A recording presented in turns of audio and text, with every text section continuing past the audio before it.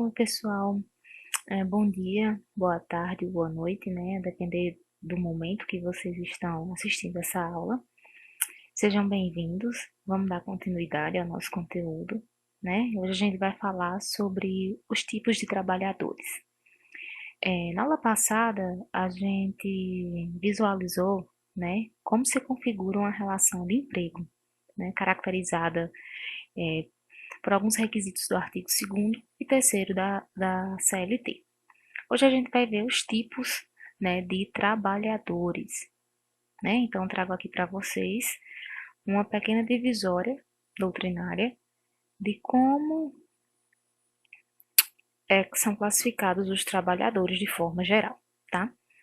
Então, o trabalhador, a doutrina entende de maneira geral, genérica, que o trabalhador ele é dividido e classificado em aquele trabalhador que é subordinado e aquele trabalhador que é autônomo. Veja bem, de todas aquelas características que configuram a relação de emprego do artigo 2º e do artigo 3º da CLT, né, que a gente chama de SOPAC, a subordinação ela é a principal. Genericamente, a doutrina majoritária entende que essa característica de subordinação ela vai criar uma classificação entre os tipos de trabalhadores, tá? Então, o trabalhador subordinado, né, é aquele que trabalha sobre subordinação. E aí, dou só uma pincelada rápida sobre o conceito de subordinação, né? Lembrando que essa subordinação é uma subordinação jurídica, isto é, significa que cabe ao trabalhador, né, submeter-se às ordens diretivas, né, do seu empregador, né, e obedecê-las, né, e cumprir com aquilo que foi estabelecido no contrato de trabalho. Essa é a subordinação jurídica, né, que já foi tratado com vocês na aula passada. Ou então o trabalhador ele é autônomo, né? O que é autônomo? É aquele trabalhador, né, que pode ter várias das características da SOPAC, mas não tem a característica de subordinação. E aí a gente vai ver quem é esse trabalhador autônomo, tá? Por que que coloquei aqui como trabalhador, gente? Porque, como eu já havia falado, o trabalhador, né, ele é o gênero, o empregado, ele é uma espécie de trabalhador, né? Então, quando vocês verem aqui na subdivisão, eu trago aqui o trabalhador subordinado típico e atípico, né? Típico é aquele trabalhador chamado empregado e o atípico é o eventual, avulso, temporário, doméstico e o servidor público, tá? Existem outros tipos de trabalhadores? Existem, tá? Mas eu estou trazendo aqui para vocês os principais, tá? Quem quiser ver os demais se aprofunda na doutrina, ok? Então vamos lá. A gente vai começar a trabalhar o conceito de trabalhador subordinado típico, ou seja, de empregado. Vou trazer para vocês novamente o que eu já trouxe na aula passada, né? Estou batendo nessa tecla por quê? Porque o conceito de empregado, ele é um conceito típico da CLT e significa dizer que aos empregados, né, e ao trabalhador subordinado é dado todas as garantias previstas, né, na norma seletista, o que não acontece com o trabalhador autônomo, tá? Então, por que que o quesito de subordinação ele é tão importante, né? O seu estudo pela doutrina é tão visado, porque é esse conceito, né, que vai dizer se o empregado, né, ou se o trabalhador, quem quer que seja, ele vai ter as garantias, né, da CLT, ele vai estar, né, sobre o crivo, sobre a proteção seletista. Então vamos lá. Trago aqui no artigo 3º da CLT, né, o conceito legal de empregado. Considera-se empregado toda pessoa física que prestar serviços de natureza não eventual ao empregador sobre a dependência deste mediante salário. Veja que esse é um conceito, né? Já trouxe para vocês esse conceito, mas só reforçando que é um conceito extremamente viável de entendimento, né, o artigo 3º da CLT ele é muito claro, tá? Aqui não há dúvida sobre as características que compõem a relação de emprego e o empregado, tá bem? Mas a doutrina, né, se utilizando desse artigo 3º, vem falar que o empregado é a pessoa física que, com ânimo de emprego, trabalha subordinadamente e de modo não eventual para outrem, de quem recebe salário, tá? Esse conceito aqui é um conceito trazido, né, pelo professor Amaury Mascaro Nascimento, um doutrinador excelente, né? Quem quiser se aprofundar mais a respeito do direito do trabalho, os livros de Amaury Mascaro Nascimento são muito bons. Para Amaury Mascaro Nascimento, esse conceito que ele traz, com base no artigo 3º da CLT, ele demonstra a presença dos elementos essenciais ou fundamentais, tá? Sem os quais não é possível o conceito de empregado, ou pelo menos na falta de um deles. Desconfigura o conceito de empregado, né? Não existe esse conceito. E o elemento secundário, né, que é aquele elemento subjetivo que cabe à interpretação do operador do direito, né, diante do conceito. Quais são esses elementos essenciais ou fundamentais que o professor Amaury Mascaro traz? A pessoalidade, a subordinação, a continuidade e a onerosidade. E aqui no conceito dele, né, quando ele fala que empregado é pessoa física, eu estou falando do conceito, né, da característica de pessoalidade, né, trazendo para vocês aquela mesma característica de que já foi falada na aula passada sobre a relação de emprego, né, que o empregado é uma pessoa física, ou seja, ele desenvolve os seus serviços, a sua prestação, o seu trabalho de forma pessoal, tá? Tem que ser a pessoa dele que faz aquilo ali quando ele é contratado, né, pelo empregador e não uma outra pessoa, ainda que essa outra pessoa, né, tenha as mesmas características em termos técnicos para operacionalizar aquele trabalho, mas uma vez que o empregado é contratado, a sua pessoa física, o seu indivíduo, né, ele tem que executar aquele trabalho de forma pessoal, ou seja, ele próprio. Que com o ânimo de emprego, né, o ânimo de emprego eu vou falar depois, que é o elemento subjetivo, o elemento secundário, mas é uma pessoa física que trabalha subordinadamente, né, e de modo não eventual. Então, vem aí mais uma vez trazendo a característica da subordinação, né, aquela subordinação jurídica em que o empregado está sob o crivo do empregador, que ele deve cumprir o que é estabelecido, né, nas normas internas da empresa, no seu contrato de trabalho, seguir as diretrizes que a empresa toma, né, isso é trabalhar de forma subordinada, tá? Subordinação jurídica, aqui chamamos. De modo não eventual, ou seja, aqui eu tenho a característica da continuidade da relação de emprego, tá? A continuidade, o empregado, ele deve trabalhar além de subordinadamente, ele deve trabalhar de forma não eventual, ou seja, ele não pode prestar serviço de forma esporádica, aleatória. Tem que existir uma constância, tá? Nessa prestação de serviço. E de quem recebe salário, ou seja, a característica da onerosidade, tá? Então, o que é a onerosidade? É a característica, né, da relação de emprego e do empregado, ou seja, ele tem que desenvolver o seu trabalho pessoalmente, de modo subordinado, né, tendo uma certa constância, ou seja, uma não eventualidade na prestação desses serviços e recebendo salário, né, recebendo uma contraprestação pelo serviço que desempenha. Né? Então, a partir do momento que eu tenho esses 4 elementos, eles trazem, né, o conceito para mim de empregado.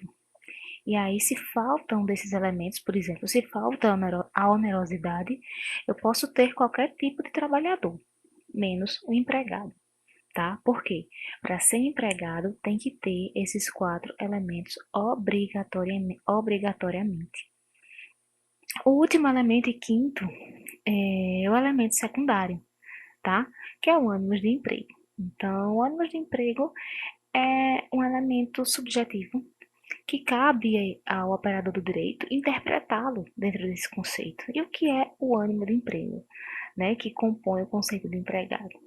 O ânimo de emprego é a vontade que o empregado tem de trabalhar, de exercer o seu ofício, sabendo que aquele seu ofício vai se dar de forma subordinada, ou seja, né, de que ele não vai organizar o seu poder de organização da atividade, ele vai transferir para o seu empregador. Então, trabalhar com o ânimo do emprego é saber que vai prestar serviços a outra pessoa, que vai trabalhar para outra pessoa, tá? Então, isso é um elemento subjetivo que cabe, né, a cada operador do direito, ao magistrado, ao advogado, aos doutrinadores, né, interpretar da melhor maneira, tá? Às vezes ele aparece em alguns conceitos doutrinários, como por exemplo o do professor Amaury Mascaro, e às vezes não aparece. Mas o que há de ser constante, né, dentro desse conceito de empregado, são os elementos essenciais ou os elementos fundamentais. Na falta de algum deles, né, não há o empregado, não há a figura do empregado, há a figura de qualquer outro tipo de trabalhador, menos o empregado, né? E só repetindo para que vocês se lembrem que empregado, ele é uma espécie, né, do gênero trabalhador. Tem vários tipos de trabalhadores, entre eles o empregado, tá? E o empregado, por ser conceitualmente estabelecido na CLT, no artigo 3º, tá? Ele goza de todas as garantias e o aparato protetor que a norma seletista oferece, tá? A esse tipo de trabalhador. Todos os trabalhadores têm os mesmos direitos elencados na CLT? Não. Alguns trabalhadores não gozam dos direitos que são previstos na CLT, tá?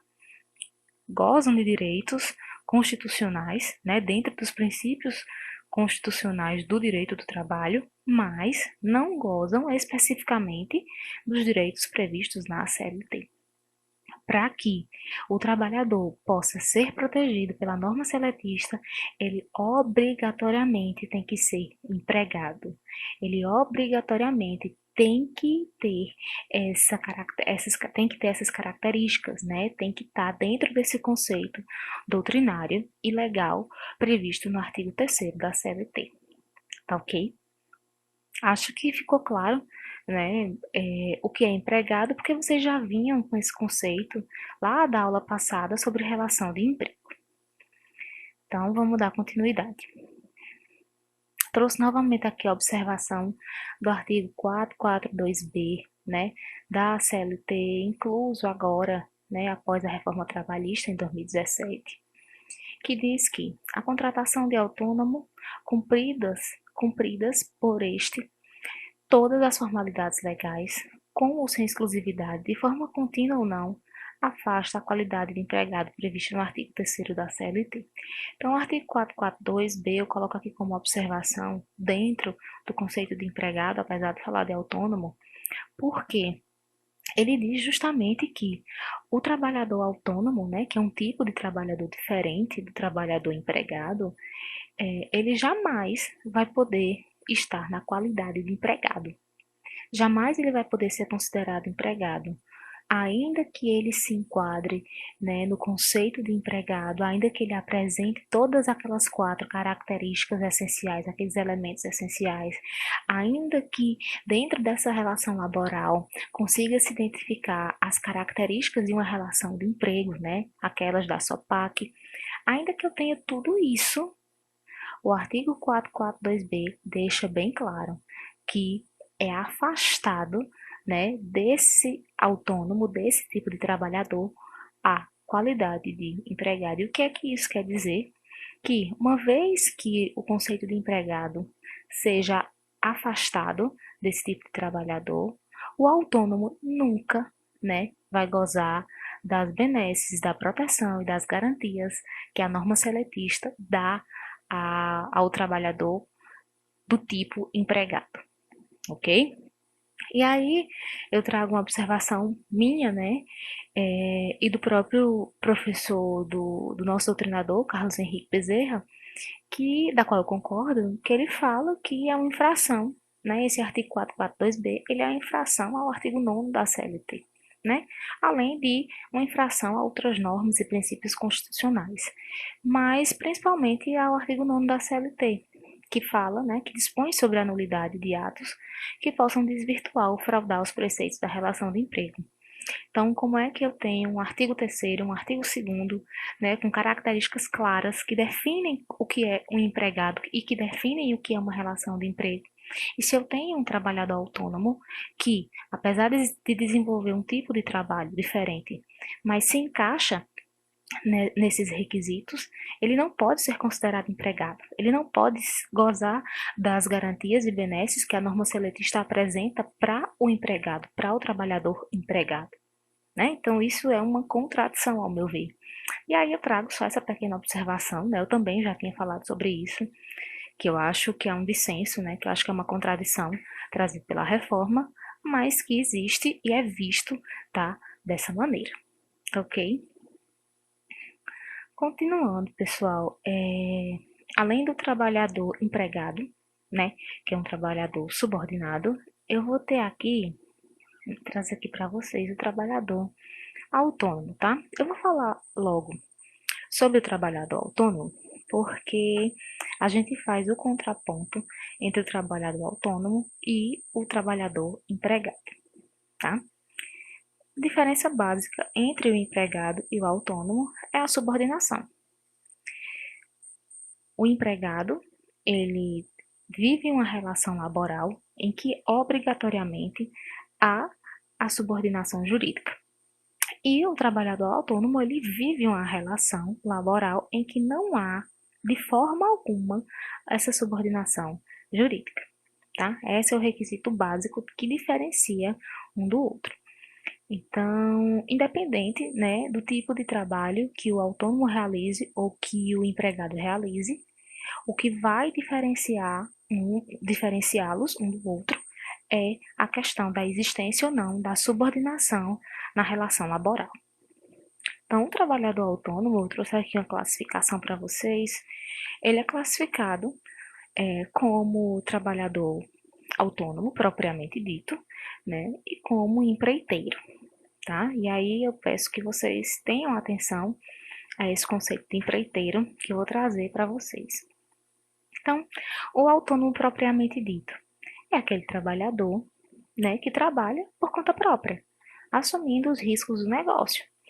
É o médico, né, que tem sua clínica, que tem seu consultório, é o pintor, que tem o seu ateliê, é o advogado, que tem o seu escritório de advocacia, tá? Então, é aquela pessoa que trabalha por conta própria, né, e assume os riscos do seu negócio, né?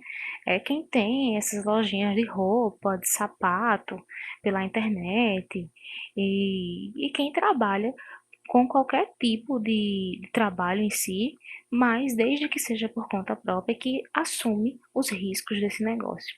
Isso é um trabalhador autônomo, tá, gente? Então, é um conceito simples e fácil de ser visualizado, né, dentro do contexto das relações de trabalho. É muito comum a gente ver trabalhador autônomo, né, e cada dia está sendo mais comum isso. Mas esse é o trabalhador, né, esse é o trabalhador autônomo propriamente dito. Lembrando que os contratos com os trabalhadores autônomos, né, sejam eles esses trabalhadores propriamente ditos ou o empreiteiro, eles são regidos pelo CDC, né, que é o Código de Defesa do Consumidor, ou pelo Código Civil, sendo mais comum pelo Código Civil. Então, quando eu tenho uma relação de trabalho e dentro dessa relação de trabalho há um contrato de trabalho que envolve o trabalhador autônomo, esse contrato geralmente é um contrato de natureza civil, tá? Então, trouxe aqui o artigo 593 do Código Civil, só para explanar para vocês, né? E ele diz assim: a prestação de serviço que não estiver sujeita às leis trabalhistas ou à lei especial reger-se-á pelas disposições desse capítulo. Ou seja, uma vez que a prestação do serviço não está sujeita à lei trabalhista, ou seja, à CLT, ou então alguma lei especial, né? Quem é que vai reger essas relações? O Código Civil, tá? Então, o Código Civil, os contratos, né, das relações entre trabalhador autônomo são regidos pelo Código Civil, são contratos cíveis, tá? Ainda nesse sentido,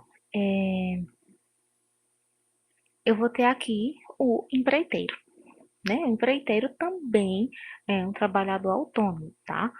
Mas qual é a diferença dele para o autônomo propriamente dito? É que o empreiteiro, ele trabalha, né? Aquele autônomo que participa do contrato de empreitada. E o que é um contrato de empreitada, tá? Eu trago aqui o conceito de Maria Helena Diniz, né? Um conceito civil, mas que se aplica muito bem, tá? Nesse caso aqui do trabalhador autônomo. Então, a empreitada ou a locação de obra é o contrato pelo qual um dos contratantes, que é o empreiteiro, se obriga sem subordinação. Olha, a principal característica do trabalhador autônomo, seja propriamente dito ou seja empreiteiro. Então, se obriga sem subordinação a realizar pessoalmente ou por meio de terceiro certa obra para outro, que é o dono da obra, né, com material próprio ou por este fornecido, mediante remuneração determinada ou proporcional ao trabalho executado, tá? Então, empreitada nada mais é do que um contrato onde eu tenho um empreiteiro, que é aquele que vai realizar a obra, né? E o dono da obra, né? Quem contrata esse empreiteiro. É um contrato de natureza civil, tá? Que envolve responsabilidade civil, né?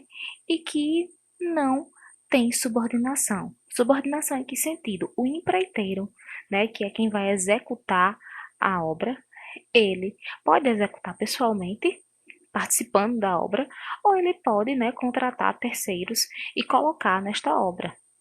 De toda maneira, não há subordinação entre o empreiteiro ou entre os terceiros contratados pelo empreiteiro e o dono da obra, né? E a parte que contratou esse empreiteiro, tá? Não existe a subordinação, ou seja, é,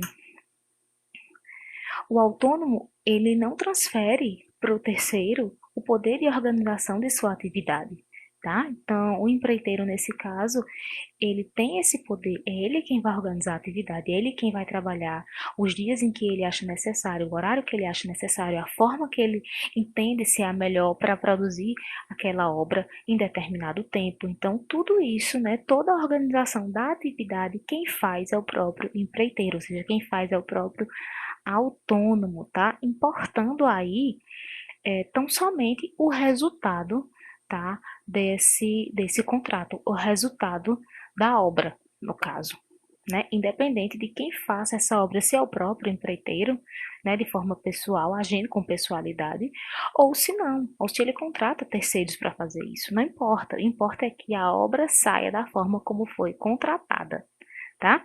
Então, esse é o contrato de empreitada.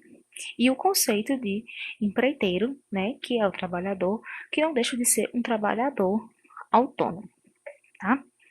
E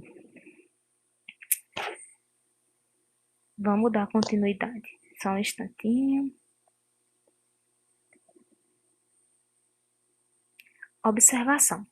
Os contratos de empreitada são regidos pelos artigos 610 a 626 do Código Civil, cabendo à Justiça Civil processar e julgar quaisquer demandas decorrentes da execução desse tipo de contrato, salvo nos casos do artigo 652 da CLT.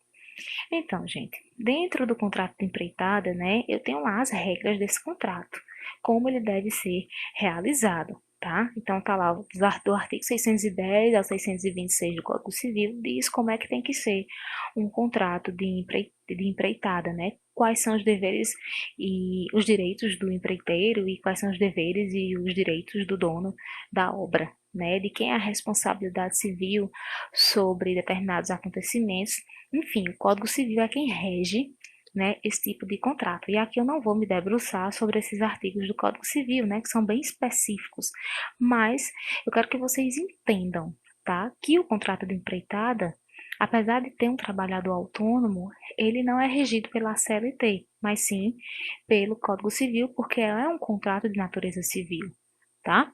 E cabe também à Justiça Civil, né, julgar qualquer lide, qualquer demanda relativa, né, a esse tipo de contrato, à execução desse contrato, salvo nos casos do artigo 652 da CLT. Tá? E aí é onde a gente entra com o direito do trabalho nessa relação do autônomo, né? O que é que diz o 652 da CLT? Compete às varas do trabalho, né? A linha A, conciliar e julgar, inciso 3, os dissídios resultantes de contratos de empreitada em que o empreiteiro seja operário ou artífice. Lembrando, gente, que o artigo 652 também foi modificado, tá?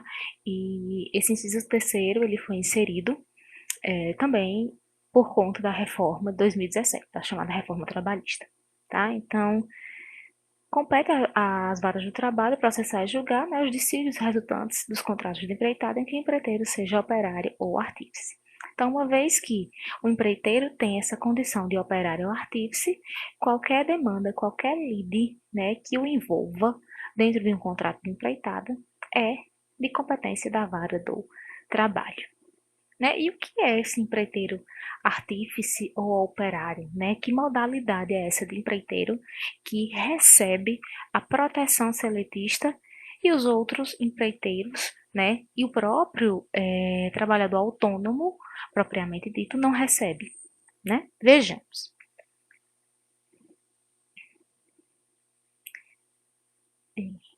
O empreiteiro e a sua relação com o artigo 652, tá? O artigo 652, a linha A, inciso 3, da CLT, define a competência das varas do trabalho para julgar os dissídios resultantes dos contratos de empreitada em que o empreiteiro seja operário ou artífice, né? Empreiteiro, operário ou artífice é aquele chamado pequeno empreiteiro, tá, gente? O que define o empreiteiro, artífice e operário? Né? Nesse caso, ele goza da proteção trabalhista conferida pela CLT, como se empregado fosse? Mais ou menos, tá? O empreiteiro artífice ou operário, ele é o pequeno empreiteiro, né? Onde ele pega pequenas obras. Trago aqui no slide para vocês, o próximo slide, é a resposta a essa pergunta, tá? Conforme a doutrina majoritária, em que eu tenho Maurício Godinho Delgado, Isis de Almeida, o Amaury Mascaro Nascimento, Sérgio Pinto Martins, gente, todos esses doutrinadores são doutrinadores maravilhosos, tá? Dos quais eu trabalho e conheço, né? Porque já dei aula com essas doutrinas, utilizo nas minhas pesquisas, nos meus estudos, nas minhas leituras. Meu TCC foi com esses doutrinadores aí. Então, meu artigo da pós-graduação também utilizei eles. Então, assim, eu conheço a fundo esses doutrinadores e digo para vocês, se vocês se interessarem em estudar o direito do trabalho mais a fundo, leiam esses doutrinadores, que eles são muito interessantes. Eles trazem uma visão do direito do trabalho, né, bem diferente do que a gente conhece do tradicional. Então, essa doutrina majoritária, tá, diz que o pequeno empreiteiro é aquele que é necessariamente pessoa física, tá? E não apenas dirige os serviços da obra, como também os executa junto dos seus subordinados. E tem como incumbência contratual a execução de uma obra pequena, isto é, a pintura de uma parede, a construção do muro, pequenas reformas dentro de casa, tá? Então, quem é o empreiteiro, o pequeno empreiteiro, ou chamado empreiteiro artífice ou operário?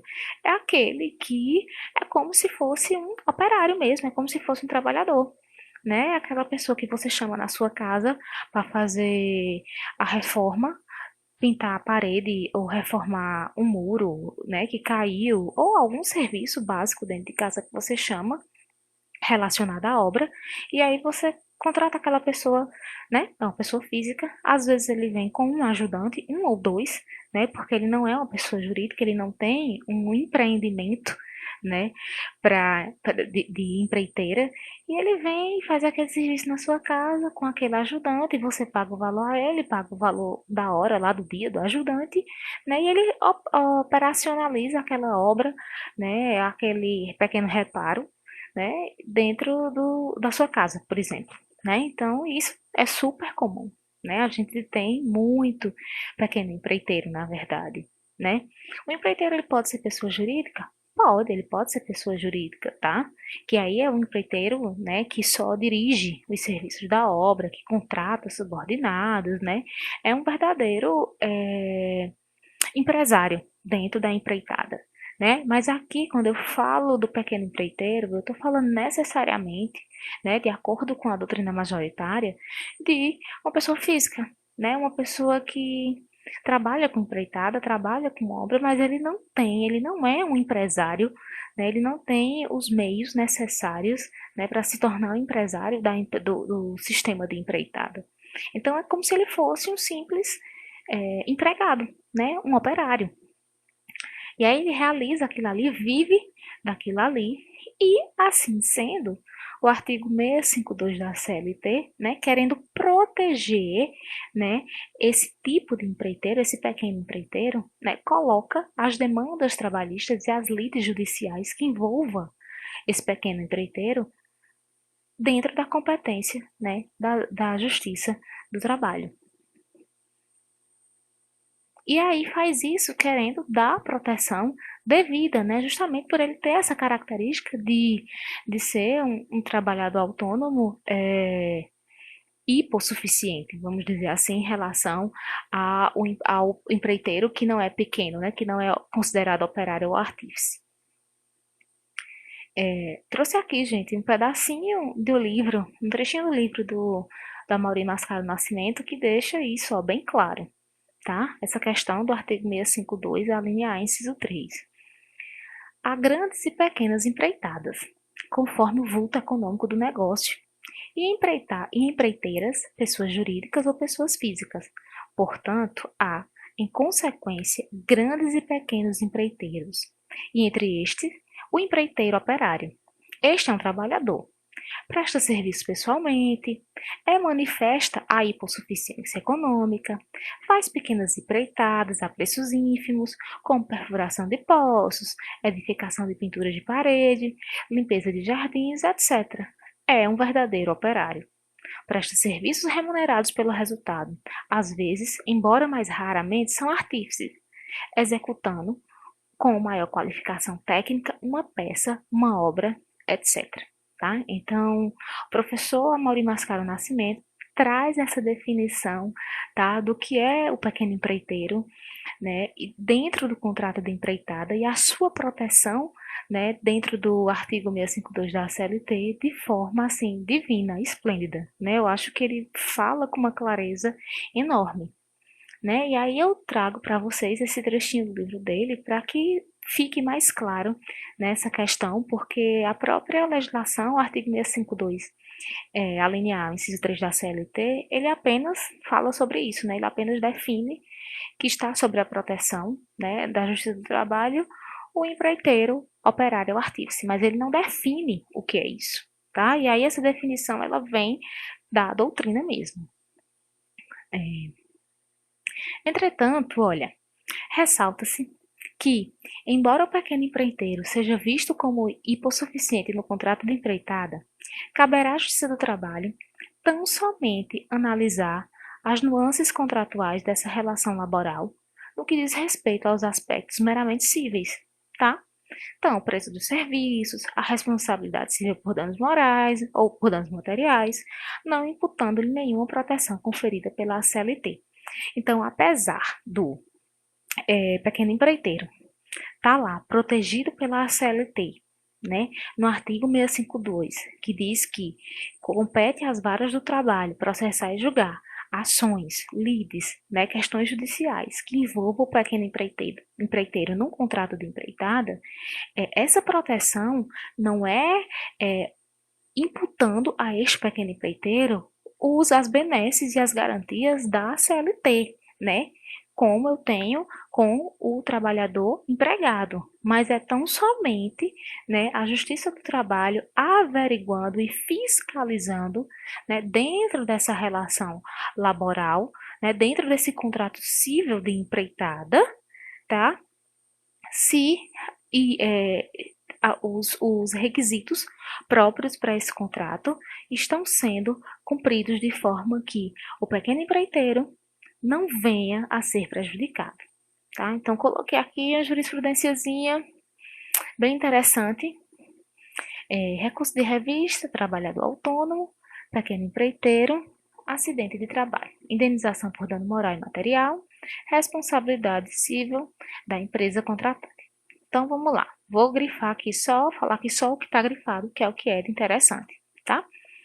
Os fatos delineados no acórdão recorrido, quais sejam o dano, que foi a morte do trabalhador autônomo, marido e pai dos autores, e o nexo causal, que é o acidente de trabalho ocorrido no desempenho da atividade contratada, que foi a pintura do estabelecimento, né, autorizam o enquadramento jurídico nas disposições contidas no artigo 927, parágrafo único do Código Civil, não havendo margem para alegação de afronta aos artigos 186 e 927, caput do Código Civil, dispositivos que tratam sobre a responsabilidade civil subjetiva. Então, esse caso aqui, né, pelo que eu vi da ementa, ele se trata do questionamento num contrato de empreitada, onde eu tenho um pequeno empreiteiro, né, e eu tenho o falecimento desse pequeno empreiteiro na execução da obra. Há o questionamento aqui, dentro desse processo, sobre a responsabilidade civil, né, se ela seria subjetiva ou se ela seria objetiva. Né? E aí, essa ementa, né, essa jurisprudência é da Justiça do Trabalho, né? Esse caso foi levado até a Justiça do Trabalho e a Justiça do Trabalho analisou as nuances e disse que sim, que é um caso de responsabilidade civil, tá? Objetiva.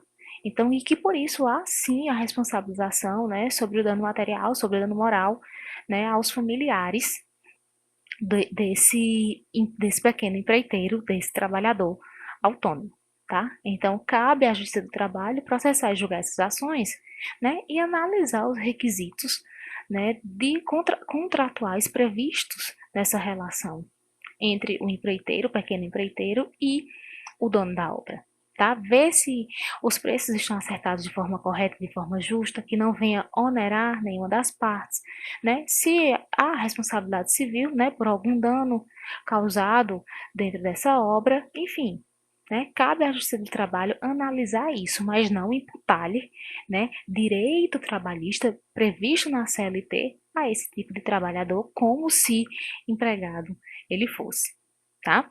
Então, acho que ficou claro para vocês a questão do pequeno empreiteiro. Havendo dúvidas, gente, vocês me procuram, tá? E a gente conversa sobre esse assunto mais um pouquinho. Por fim, gente, para finalizar, né, a aula de hoje, a gente ainda tem outros tipos de trabalhadores para ver, mas eu vou finalizar para o slide não ficar muito longo e chato, para a nossa aula ser mais produtiva. Eu finalizo aqui com o trabalhador eventual, tá?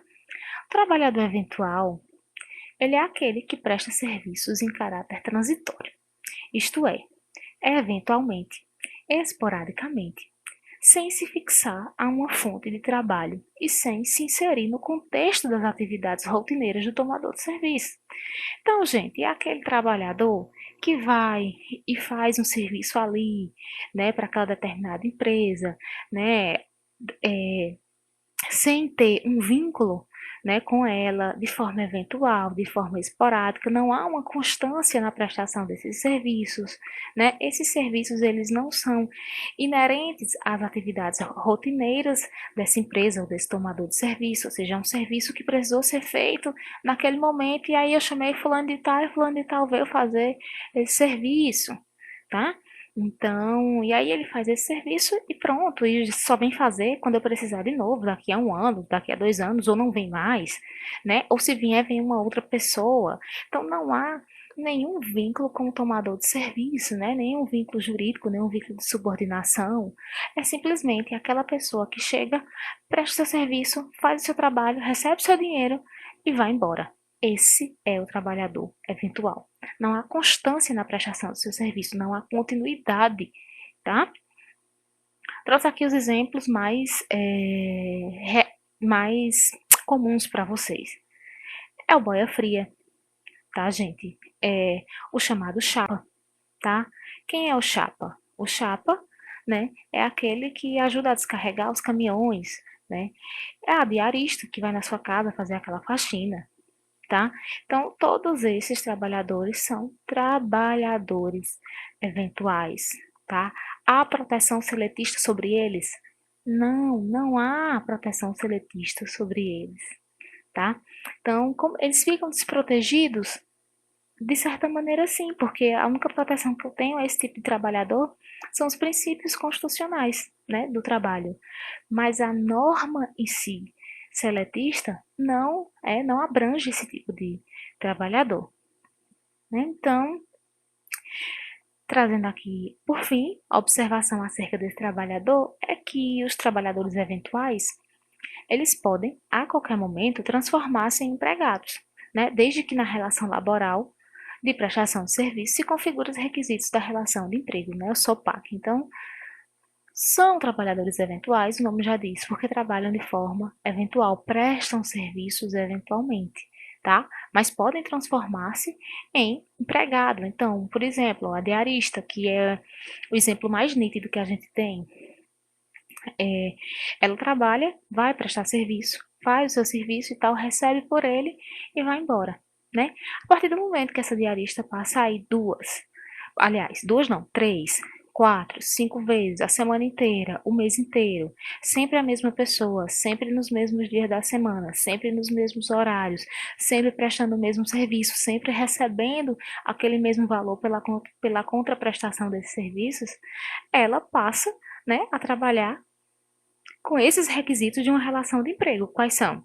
A subordinação, a onerosidade, a pessoalidade, a alteridade e a continuidade. A partir do momento, né, que ela passa a trabalhar e passa a ser visível nessa relação laboral, esses requisitos, né, ela passa a ser uma empregada. Configura-se aí uma relação de emprego, tá? Trouxe aqui mais uma jurisprudenciazinha para vocês, tá? Só para exemplificar. Trabalhador eventual, chapa, liame de emprego inexistente, ausência dos requisitos legais. Impossível acolher o pedido de recolhimento ou de reconhecimento da relação de emprego, quando demonstrado que o autor desempenhava a função de chapa, trabalhando eventualmente no descarregamento de caminhões das reclamadas, prestando serviço sem qualquer subordinação jurídica, restando ausentes elementos essenciais para o reconhecimento do pacto laboral, nos termos do artigo 3º da CLT, recurso ordinário desprovido.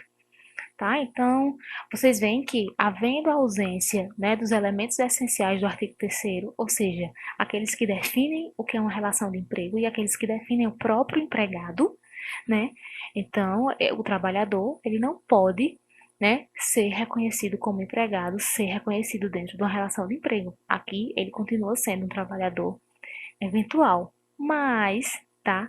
Eu já vi também, mais recentemente, inclusive do TRT 13, que é o da Paraíba, para onde eu trabalhei muitos anos, é o reconhecimento do vínculo trabalhista desses chapas, tá? E inclusive, na empresa que eu trabalhei, né, tinha o trabalho com caminhões, né, levando produtos alimentícios de uma cidade para outra, e é o descarregamento feito por esses chapas. E houve algumas reclamações trabalhistas desses chapas em que realmente teve o reconhecimento do vínculo trabalhista. Por quê?